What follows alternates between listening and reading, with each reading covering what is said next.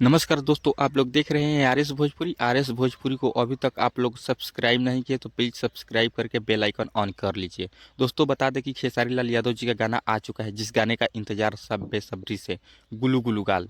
जी हाँ दोस्तों, गुल्लू गुल्लू गाल आ चुका है, जिस गाने को लिखे हैं आज़ाद सिंह, म्यूजिक दिए हैं विशाल सिंह।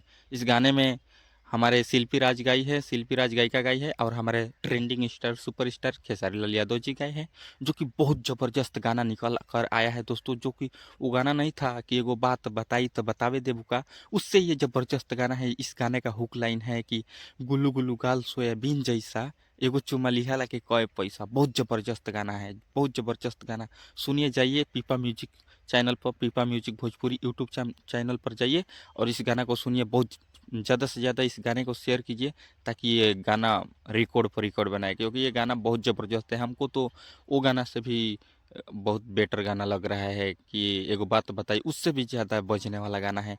तो यही अपडेट था, सोचे कि आप सबको बता दे। तो मिलते हैं एक नेक्स्ट वीडियो में, तब तक के लिए बाय। और हाँ, आर एस भोजपुरी को चैनल को अभी सब्सक्राइब कीजिए। Love you all, by.